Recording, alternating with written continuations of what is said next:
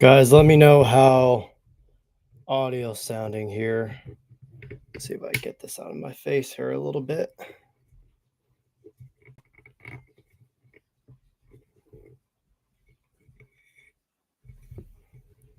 I have exactly an hour to do this live.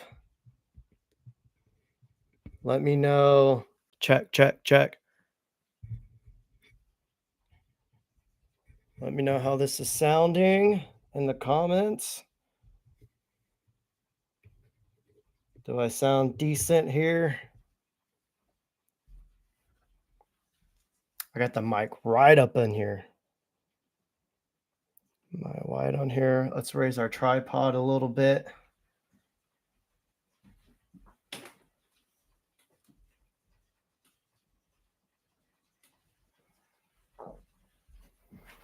All right. All right. That's a better angle here. All right. Oh, cool. We already got some people up in here. That was quick. Thank you for everybody that's showing up. So, I just want to update everybody how my YouTube journey has been. We're going to go over gear I plan to sell, gear I plan to buy, and just being, full time here on YouTube and how it's been going so far. If I've made money and how much I've made money, or if I've lost money, and just, I don't know. I'm down to talk about money. I'm pretty transparent. Um, Sweet. So, yeah, and then we'll also talk about some plans going into the future. Let me put my lens cap back on my A7C2 here. Also, guys, if you're into the green skins, it looks more like a warm green right now because my light's warm. But um, let's get a practical up in here, guys. My desk has been a mess. I've been taking my laptop into the living room to edit. All right. Wow, we got 43 people. All right. So, guys, as I start talking about this stuff, this is more of a hangout. So feel free to shoot me questions and whatever you want to know. Um,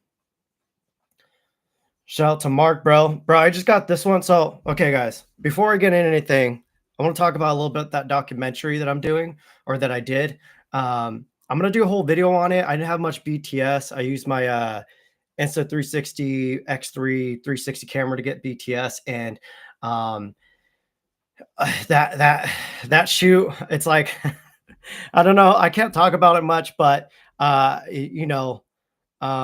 yeah, I'll make a video about it in the future. It's cool. We'll see how it goes, but yeah. So David Karg asked how the Komodo experience is going. This is the perfect segue into gear I plan on selling. The Komodo X is literally my most favorite camera.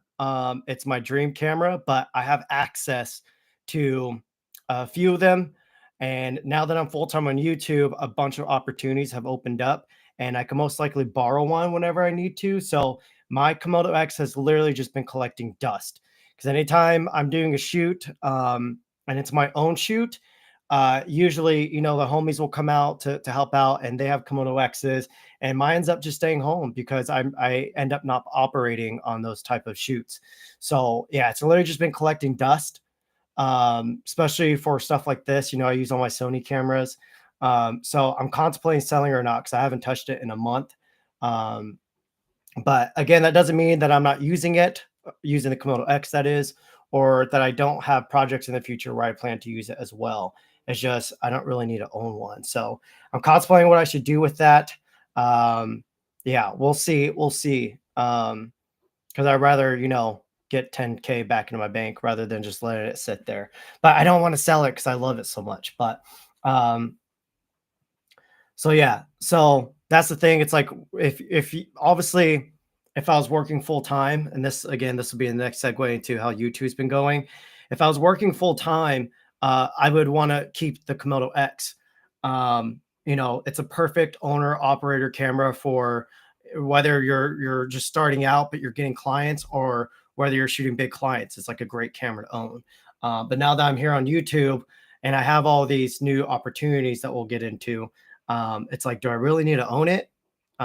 So yeah, we'll see. Yeah, someone says, sorry, Red, keep your Sonys. Yeah, the Sonys is like Really, you could shoot almost anything and everything on like a Sony FX3. It's pretty wild how great that camera is. In 2024, I will be reviewing the FX3.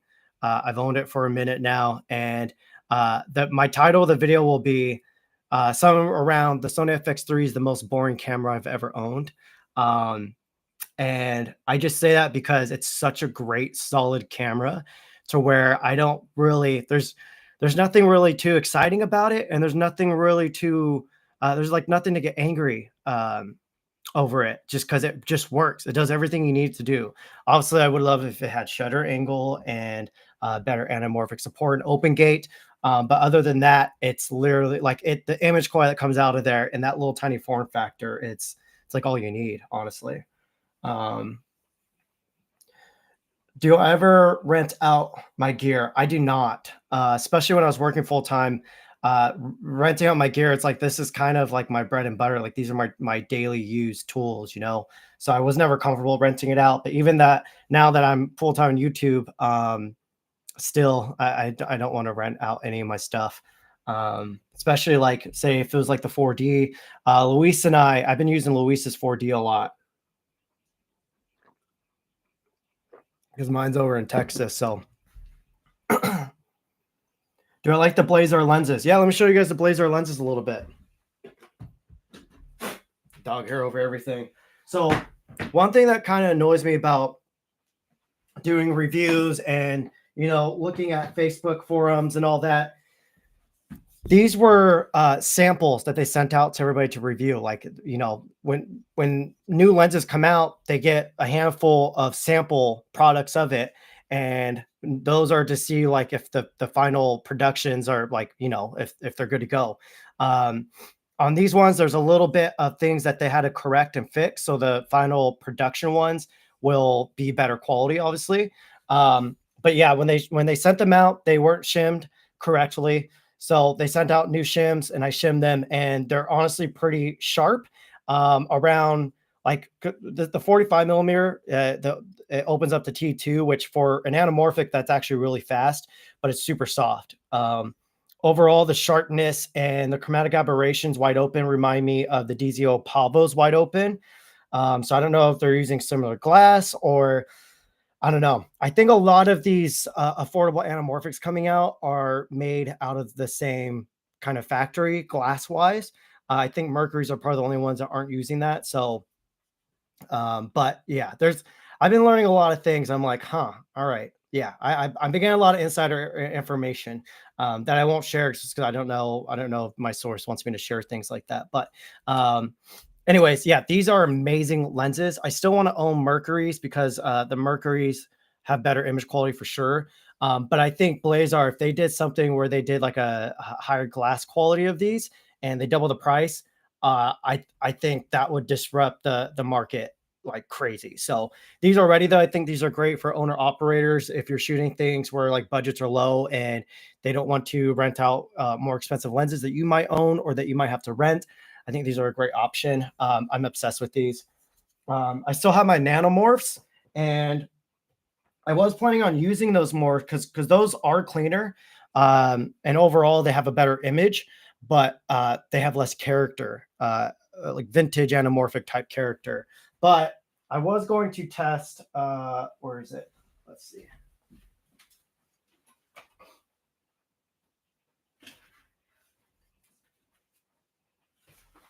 I don't know where I put it. Oh, here it is.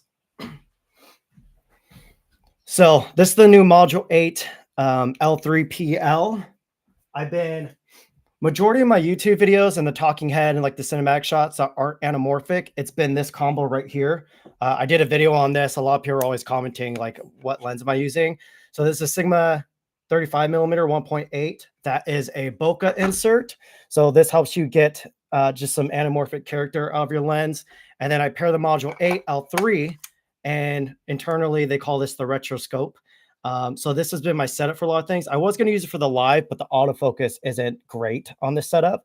It jumps around and sometimes the camera just like forgets it has autofocus. I don't know. But this is the PL version of this. This does not clear the nanomorphs. I was really excited because the nanomorphs are so clean. that I was going to pair this up, but they don't clear. That's the issue with the Okay. Nanomorphs is they don't clear. Some of them don't even clear the Mofage Poco VND. But anyways, enough with the Blazar Remus. Let's see. Thanks for the brow commercial. Best for I've seen on YouTube hybrid camera operators. What's up, Cam? This spring we'll see Burano. Yeah, I'm really excited for the Burano. The Sony Burano's big though. It's way bigger than the FX6. It's way bigger than the Komodo X. So it's a little bit bummer that the camera's so big. So while I do want to use it, that's truly a camera still kind of for teams. Sorry guys, just burped. For documentaries and such, it's still a bit. I don't know. If I had an operator for a documentary, I would love to use it. But the Sony FX3 and FX6 image quality is pretty. Like you can get pretty similar results if you know how to color grade, or if you send it out to a pro colorist. Vino Vinkeli, I butchered that for sure. Great content to produce. Thanks for that. What type of movie, documentary, or project doesn't need to be filmmaking are you dreaming about to do in the future? Oh man. I really want to. The whole mission and goal of me going full time on YouTube is to create funding so I can go out and do more like mini docs on Indigenous culture. I have a lot of talented friends and acquaintances within the Indigenous community. I'm Native American myself, only part. Yeah, I know. I really want to do a giant documentary and some film, or maybe a film, not films, a film on blood quantum, because it's a big thing outside of the culture and within the community. It's kind of a topic to be discussed. And yeah, I was in Montana filming that documentary, and I got to sit down for lunch with an elder, and he was a little hard to understand because his voice is really raspy and deep. Uncle Mouse. So shout out to Dougie Hall.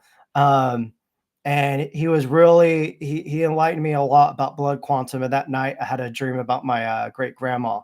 And yeah, I'll save that for another I don't know project, maybe your video. I don't know. Let's see. David Carr, I actually want to switch from the FX6 to the Komodo. Same time you and Kofi switched. Now thinking of staying on Sony and getting the A1 global shutter.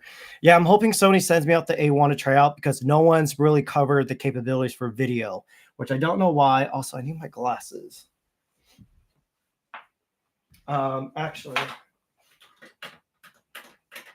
I'm gonna put on my tinted prescriptions because this light is blinding. Oh man, I look douchey. Oh well. Yeah, so the A1, I'm very excited to try that out. I really want to push it and see how dynamic range holds up, what the image quality looks like, if it could possibly hold up to the Komodo X, which it won't. No camera that can't shoot like internal 16-bit RAW, yeah, linear, whatever you want to call it.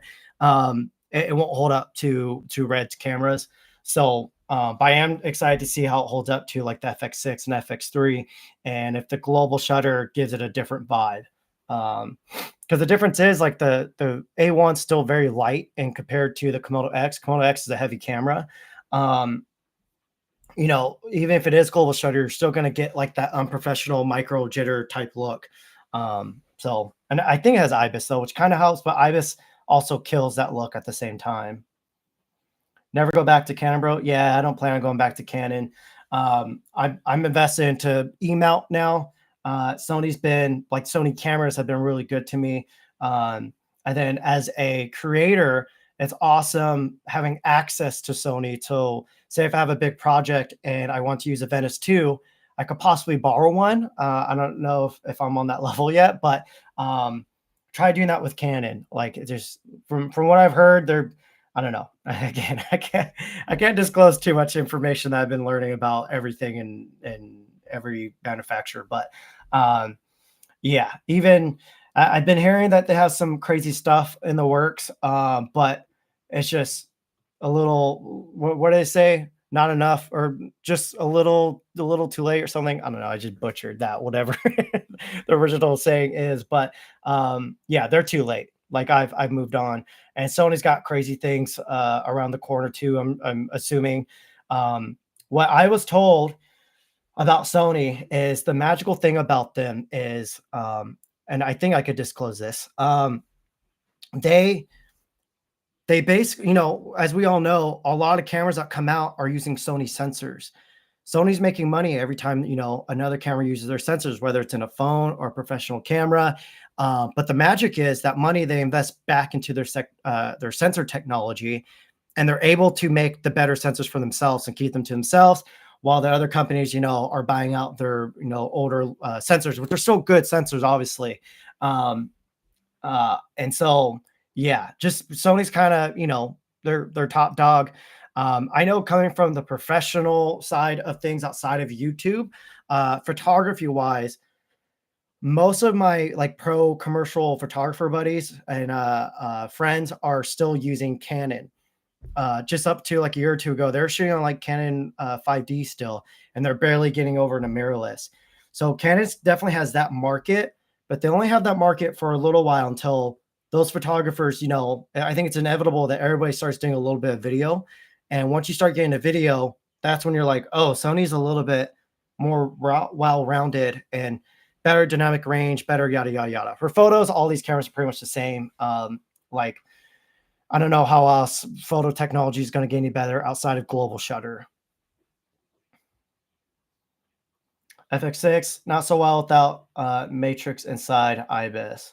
I don't know what the Matrix Inside is, but IBIS, I actually don't care about IBIS. IBIS is good if you're using telephoto lenses on lighter cameras, but if you're properly building out a camera, hopefully you guys can hear me. I'm not even speaking in this mic over here. If you're properly building out a camera, it's the weight and the way you hold it and the way you set it up is the way you get balanced footage.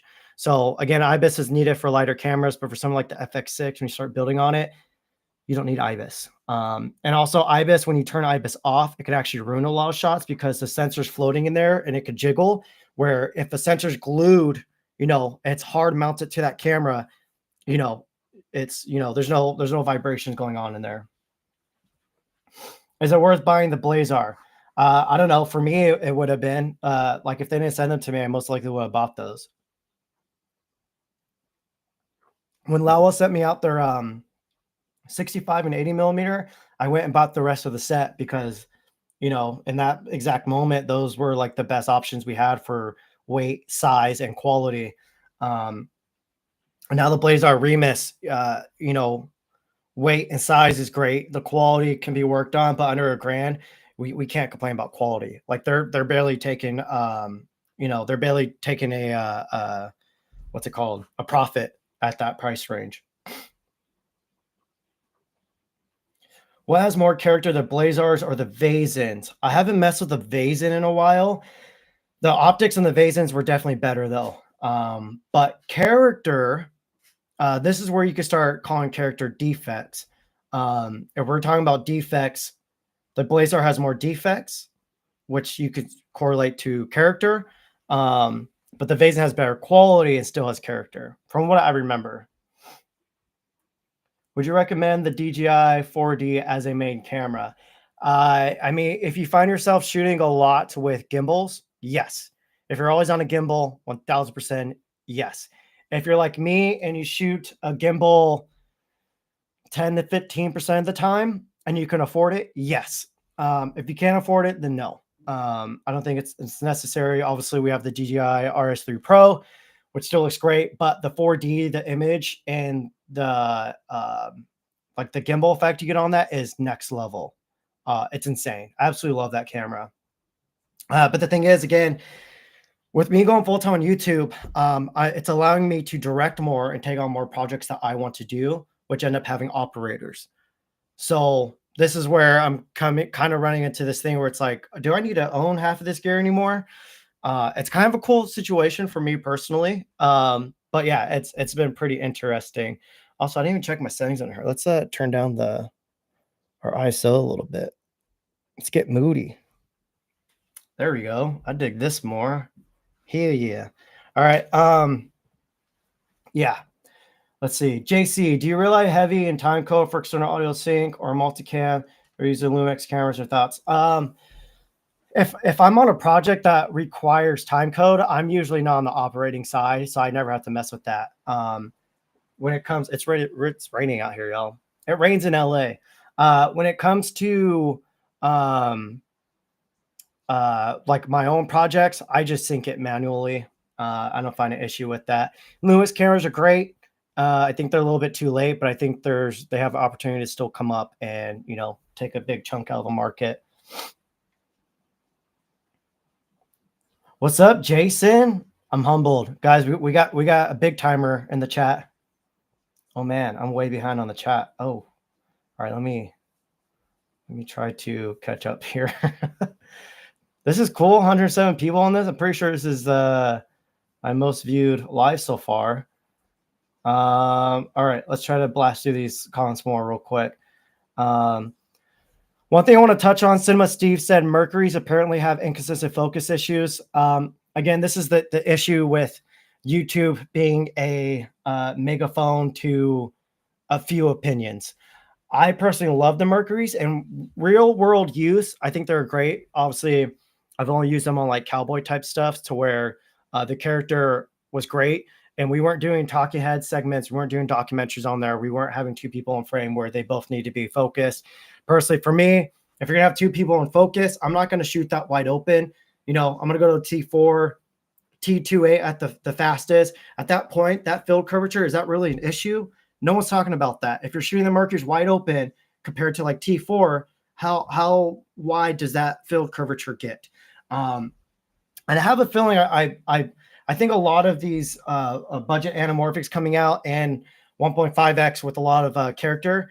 I think obviously we have an anamorphic element in there, and it's up against a spherical element. I think they're messing with the edges to increase the character on the edges.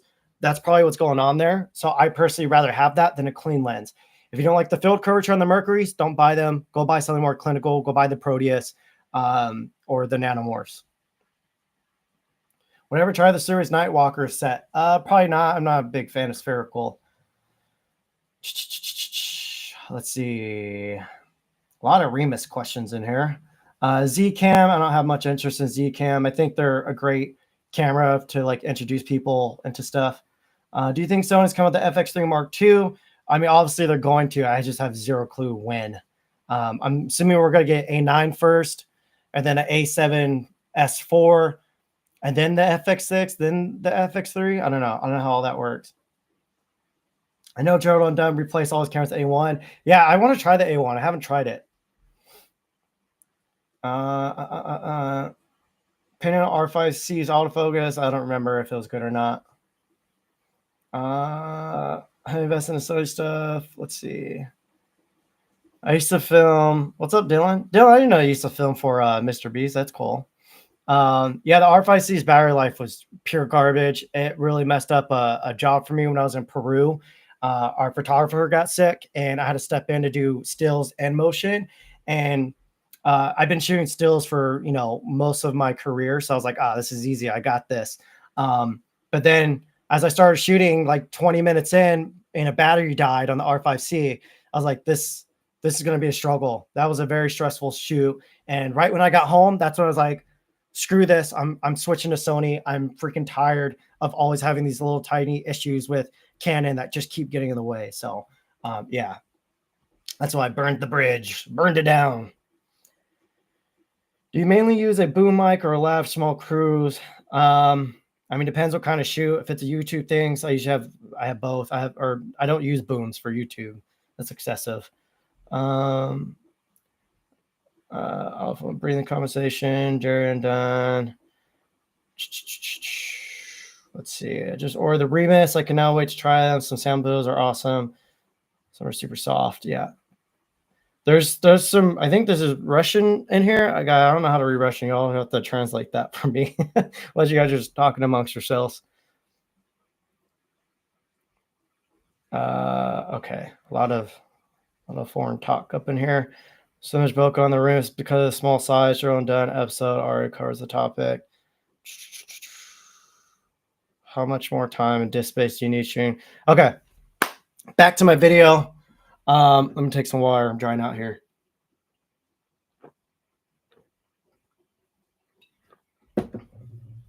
All right. So other gear that I plan to sell. I've had the Sony 14 millimeter 1.8 for a minute.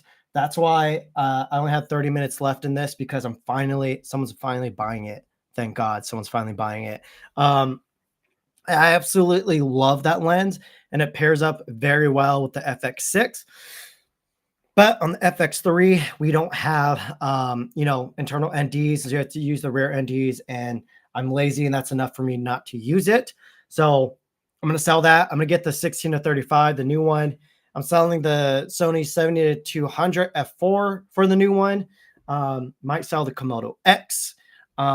Might sell my nanomorphs just because the Remus, I'm way more happier with them. What else am I might sell?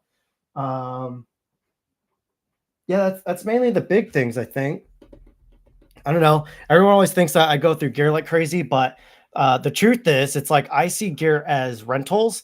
So I buy it and I'm like, we'll see how long this lasts for me. Then if I get bored or a new opportunity arises in my career, which has usually been the case, is I'm shooting one thing and then all of a sudden I get 3 bookings of like next level stuff, and I'm like, oh, I'm gonna need to get new gear for all this.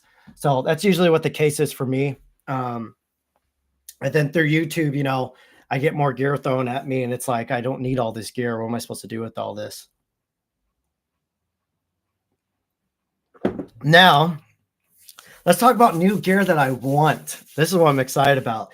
So, we'll touch more on my YouTube finances and everything. Um, but before that, new gear that I want.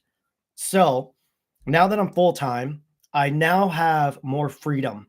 Um, Previously, it's like I was on back-to-back jobs, constantly drowning in editing, constantly drowning in like pre-production stuff, constantly looking for the next job while I'm like still going through the previous job.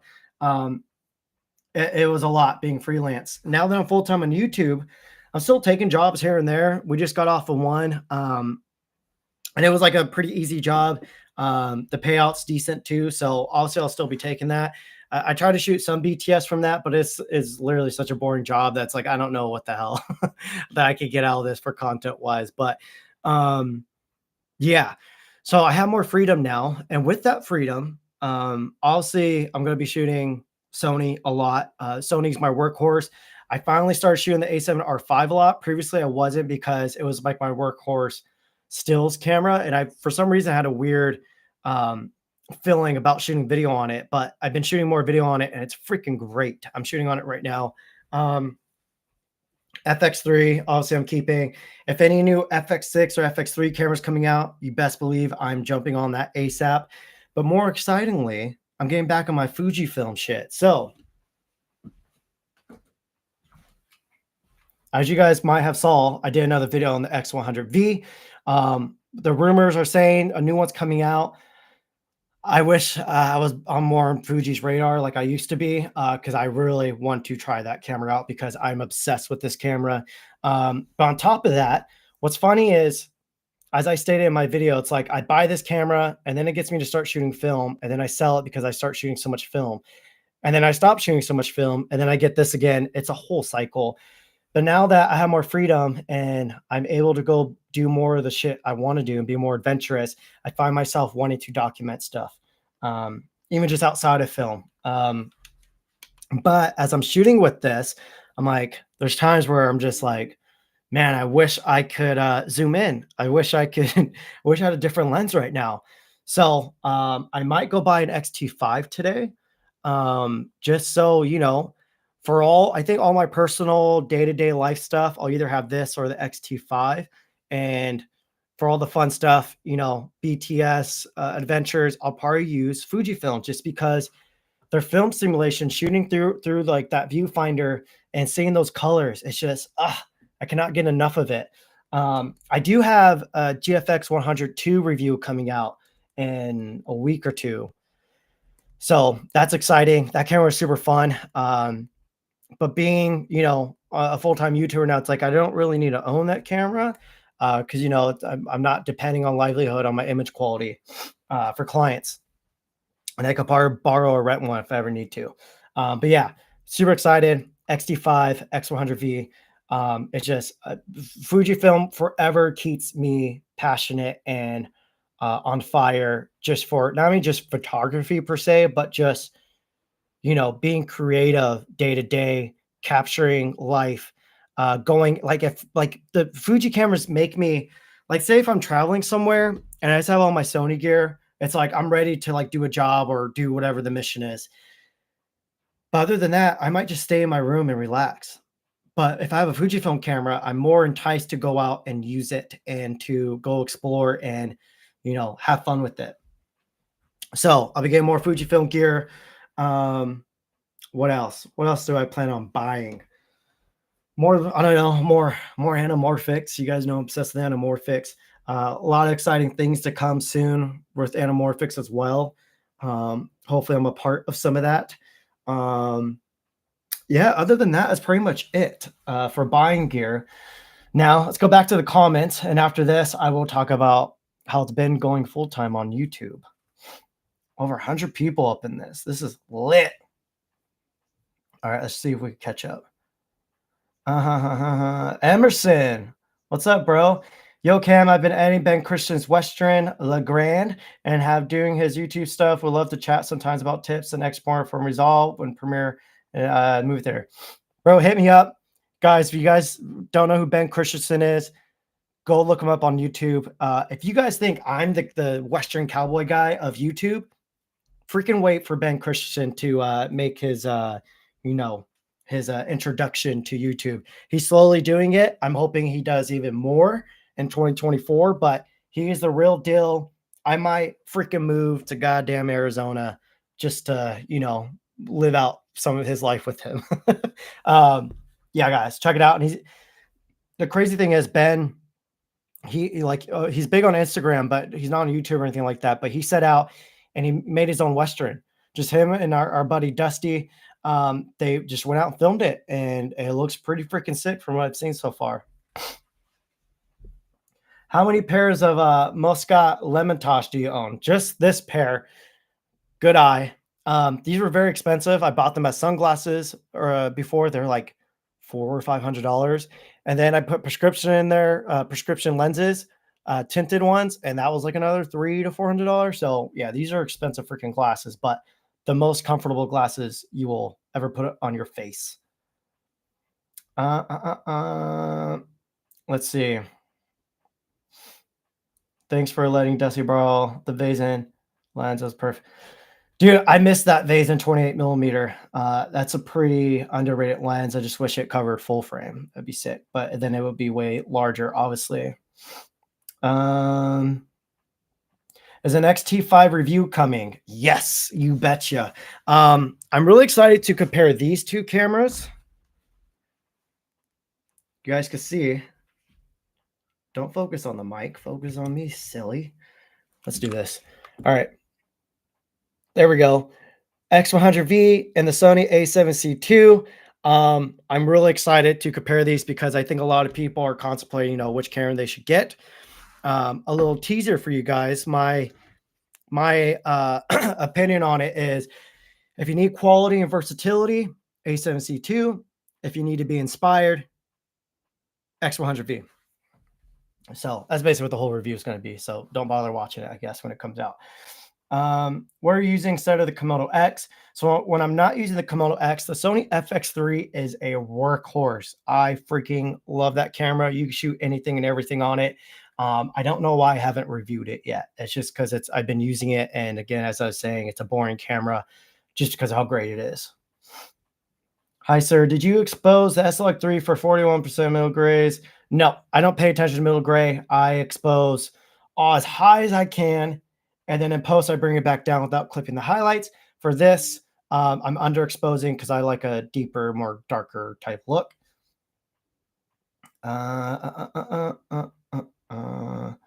Let's see. Your Sony Komodo X. I thought that was your baby. It is my baby. The Komodo X is literally, again, my most favorite perfect camera. Let me make sure. Okay. Yeah, it's still my dream camera. But do I need to be an owner and operator of a cinema camera these days? I guess, yeah. So I can still shoot whatever I want. But again, when I'm filming a lot of these projects, I tend to not touch cameras anymore.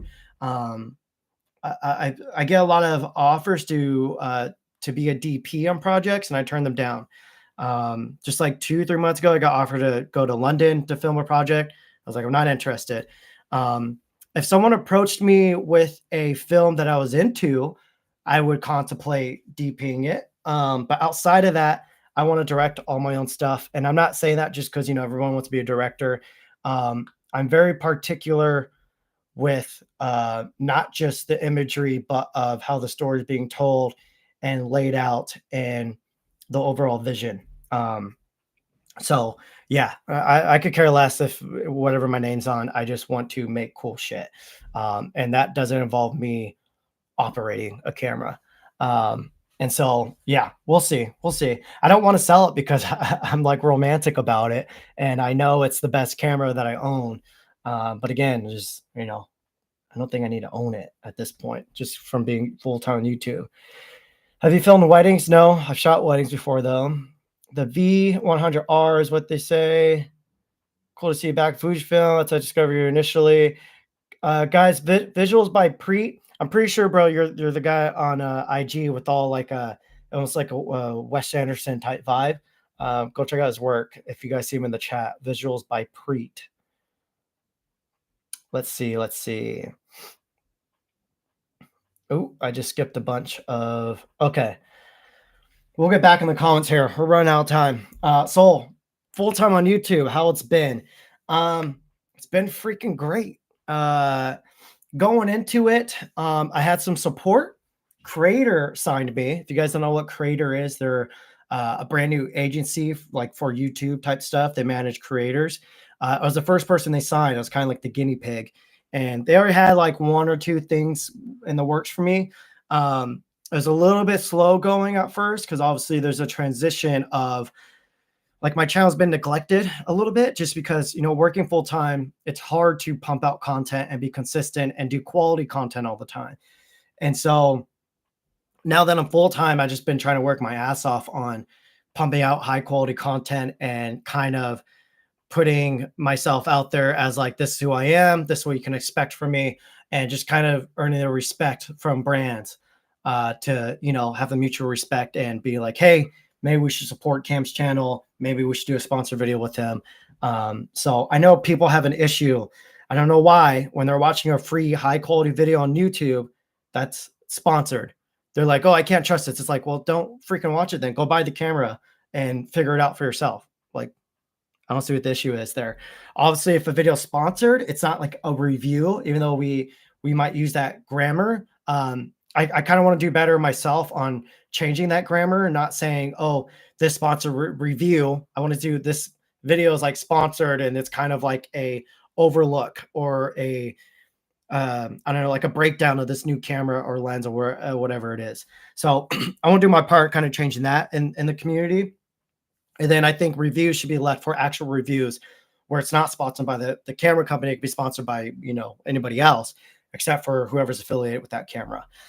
So yeah, in that regards, I haven't gotten much like sponsors for gear type stuff. Besides DJI. DJI is actually was the first company to reach out to me and to support me and to allow me again. Without companies and brands like that, I would have never gone full time on YouTube. So, and I know this is like it allows me the freedom and the happiness to do more and to chase my bigger goals. That's what YouTube is for me.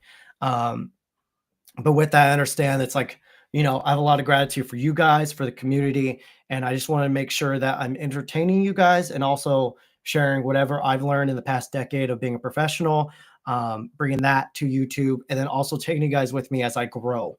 So the channel sponsors, the individual sponsors, like whatever companies choose to work with me, I'm insanely grateful for all the brands that don't want to do sponsored videos.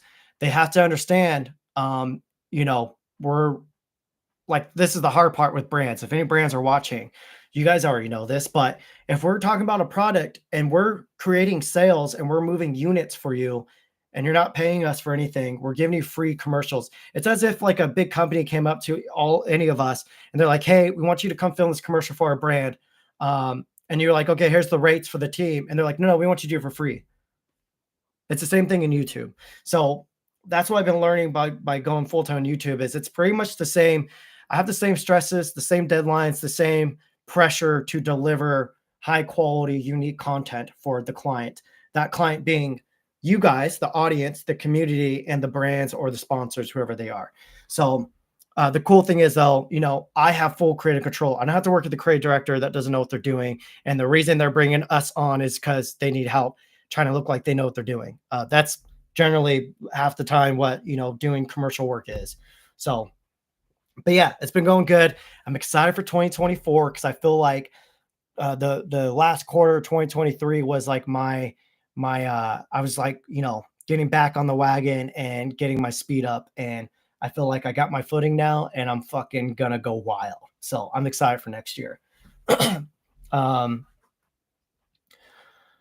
let's go back to the comments here. I gotta get out of here in 15 minutes. Let's see. Surly chat here. Some sort of discuss. Have I tried the Nikon ZF? I have not. Here's a hot take. I think if camera companies are going to start making retro cameras, it's freaking pointless unless they give us better color profiles that match the camera. That's the thing with Fujifilm. Like, these camera companies are going to try to approach on Fujifilm's like aesthetic, but they're missing the giant thing, and that's the colors that Fujifilm has accomplished in camera. Like, this experience of holding this, it's not only just this, it's when you look through this and you get all like those vintage, like filmic type colors versus, the A7C II is pretty similar, but when you look through it, it doesn't have that vibe at all. It doesn't inspire you to keep shooting. A trick Sony, if anyone from Sony's watching, a trick you guys could do to easily solve this is to allow us to use LUTs in photos. That's the quickest and easiest way that we can get that support. I would go through and I would make crazy freaking LUTs that were specifically for stills and Sony cameras, where it gave you that filmic curve and color tones and textures and everything. So there's a free tip for you, Sony. Want to do more personal stuff? All right. How do you charge and power your FX3 while streaming? I actually have it going into a Anton Bauer V-mount, and it's going through a Condor Blue D-tap to Sony FX3 dummy battery, and then I have a USB-C cable straight into my computer. Let's see. I'm losing my voice. Quick hat appreciation comment. Thank you, bro. I think I know who you are. I think I follow you on Instagram. What's your key light right now? I just have a light mat, LED light. I think this one is Falcon Eyes, I think, or Falcon Eyes. Yeah, this guy's old. I've had this for a minute. Really excited. Godox sent me out their new light panels. I'm gonna do a video on that. They have a giant one. I was gonna set it up, but I didn't have time. Nanlite also sent me theirs out, and I think that's going to be like my main YouTube key light because that softbox just folds up, and this is usually set up, and it's kind of an eyesore in my room here. Let's see. So Scotty V, I never heard the Peru story. Okay, can I see that getting you pissed? Yeah, go watch my Why I Left Canon. The title pissed a lot of people off, but I loved it because it was kind of accurate. A little too. Oh, wait. Okay, wait. Scotty V got the quote. A little too little, a little too late. There it is. I gotta get that. I'm gonna get that tattooed on me so I don't forget it again. Hang on. A little too little, a little too late. Okay. I'm gonna sizzle that in my brain because there's been so many times I've tried to quote that and it just poof wasn't there. Yeah, Muhammad said gear becomes less of a priority as you direct more and work on personal projects. Facts. I find myself in conversations about gear and me caring less and less and less and just tuning out because inevitably, all this modern gear, you're going to get a beautiful image out of it. But my brain's starting to shift to story.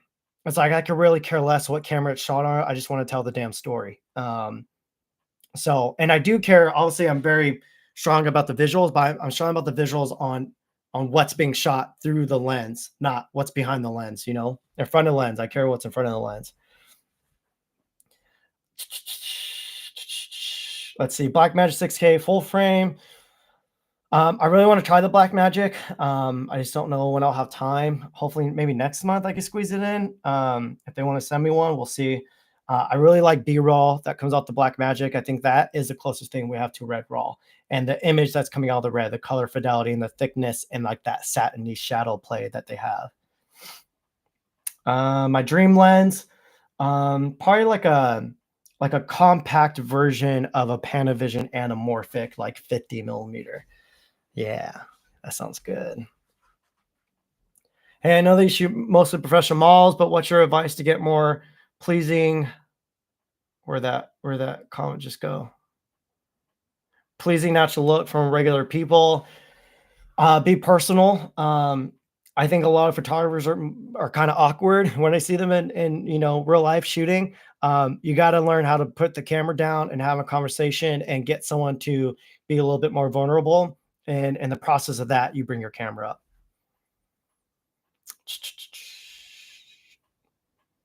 Let's see. Thank you for all the compliments, guys. Really can't understand why people complain about sponsored videos. If people use their brain, it's not a problem. Some people just want something to complain about and think everything is free. Facts. So there's a lot of complainers, a lot of people that are just unhappy with just like anything. And yeah, I just end up blocking those people, honestly. What's funny is like majority of the people that end up blocking, like a week or two later, they come crawling back in the DMs on Instagram, be like, "Hey, I think you might have accidentally blocked me." It's like, no, I didn't accidentally block you. Being a former photographer exclusively, what do you recommend to someone trying to make video their primary source of income? Um, don't be that photographer that's like, oh, I'm going to start shooting video, and you just start calling yourself a director and you hire a video person. Please do not do that. That really annoys me. If you want to make that transition, obviously you learn everything about filmmaking. You'll find, at least I found, when I started getting into filmmaking, it started to help my photography. And now I just find photography pretty freaking boring, like fashion photography, because in comparison to filmmaking, fashion photography is really freaking easy. I think the most difficult part is working with models, the pre-production end, planning, having good taste. I think a lot of people lack good taste. That's not like a jab, but I just don't think a lot of people understand what fashion is and how to shoot it. Let's see. How have you been liking the full-size Bronco compared to the Sport, especially the LA gas prices? I freaking love that full-size Bronco. I would get 8 MPG for that full-size Bronco because it's so damn cool. I'm so happy.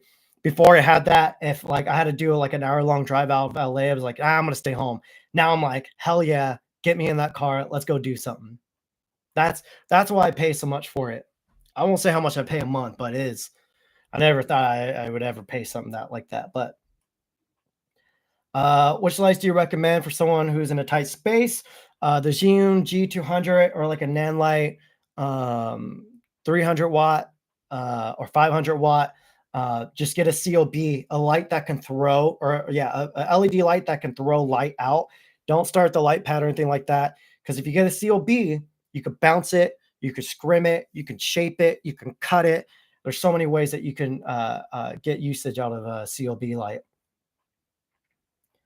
Going to expose. Let's see. I'm a huge fan. Through here. Let's see. Too little, too late.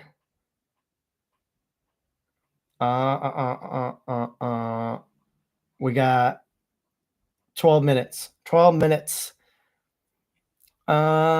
Question. Wait for the Sony A7S IV or the FX3 for my first camera. Ooh, that's a really good question. Matthew, that is a really freaking good question. Oh, that's hard. I don't know. The FX3 is such a great camera. Like, yeah. Oh, that's hard. I mean, if we knew that the A7S IV was coming in a month or two, I'd say wait, but we don't know that. So I don't know, man. I don't know. That's hard to say. That's hard to say. That you won't be let down the FX3 though. Even when all the new cameras come out, the FX3 is still going to be a workhorse. I think it's gonna be similar to like the MacBook Pros M1s. Like I have an M1 Max, and I still don't feel the need to upgrade because it's such a solid processor.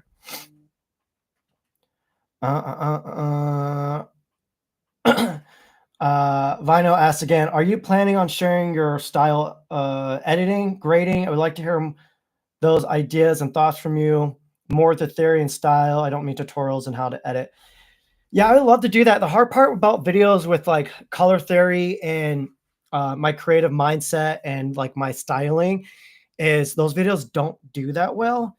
Um, and so if I do something like that, I need to wrap them up some way in a form where they'll get more views so it's worthwhile. Because if I put out a video and only gets 1,000 views, I'm like, I just wasted 3 to 5 days making that video and it didn't get anything in return. So a sponsor would be nice to have on a video like that. But then that puts more pressure that the video needs to perform well. So that's the hard part with all this. But if I ever have a moment where it's like, yo, I got a free week, nothing's planned. Usually, there's always something planned. I'm backlogged. Like I like to stay busy.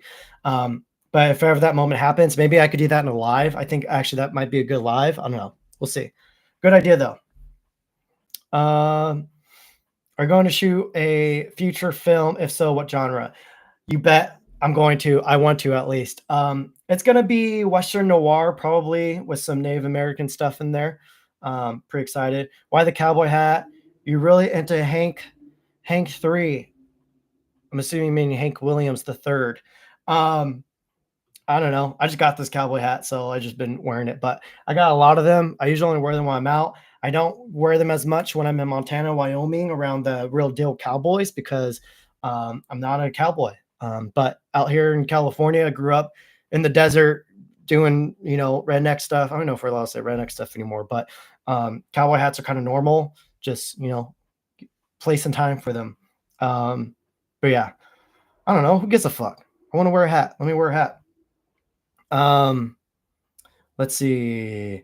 Okay, Blitz Q&A. Trinity 16 to 35, 24 to 70, 70 to 100, or get full frame Tamron 17 to 55 and 35 150.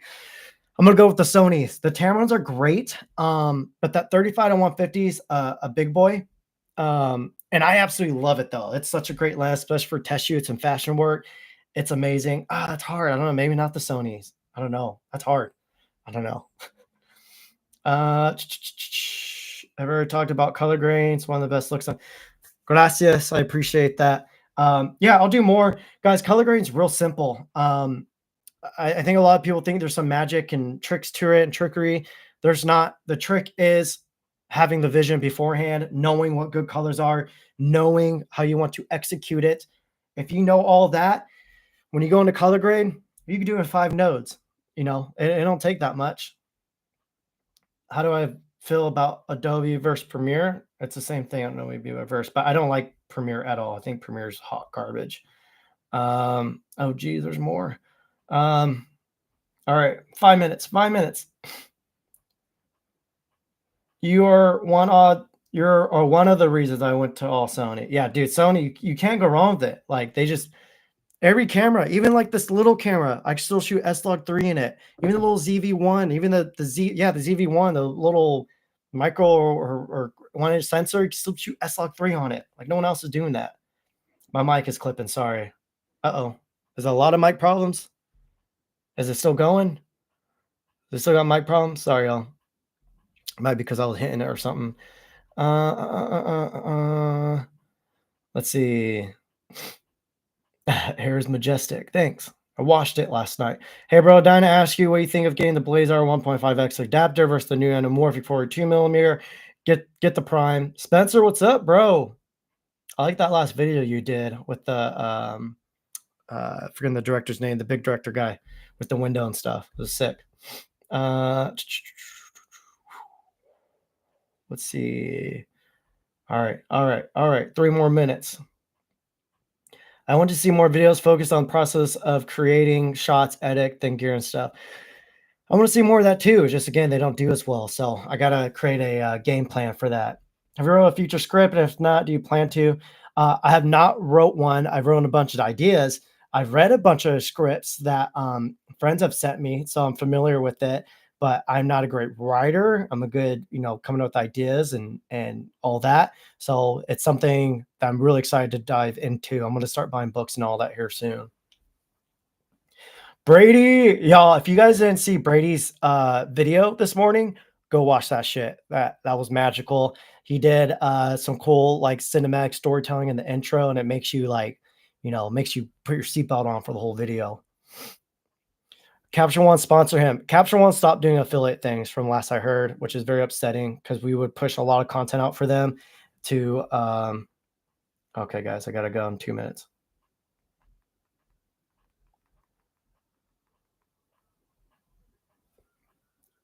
Okay. Western Noir. Yep. Western Noir. It's exactly what I'll be doing. All right, guys.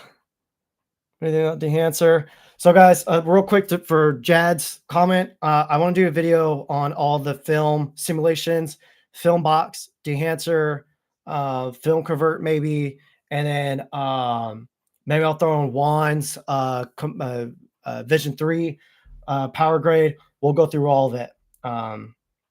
Yeah. Maybe I'll throw in my own LUTs. Maybe I'll make new LUTs. I've been wanting to make new LUTs that are more film emulation, like film print emulation.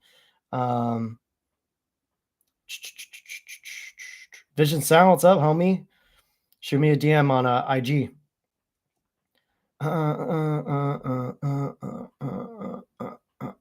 All right, guys. I gotta go. I appreciate y'all. This live was lit. Thank you for everybody for showing up. I just like randomly went live. I was like, I'll probably get like 10 people in here. So I'm humble. Thank you guys very much. Stay tuned. We'll do more. Maybe Brady and I will do another one. Brady and Kofi and I. Yeah, let us know what you want to see. This video should be on YouTube as well. Do I need to plug anything? I guess not. I guess not. Shout out to Starbucks. The ice something blonde espresso. I forgot what I got. I got one of the girly ones though, because hello. All right, guys. Peace.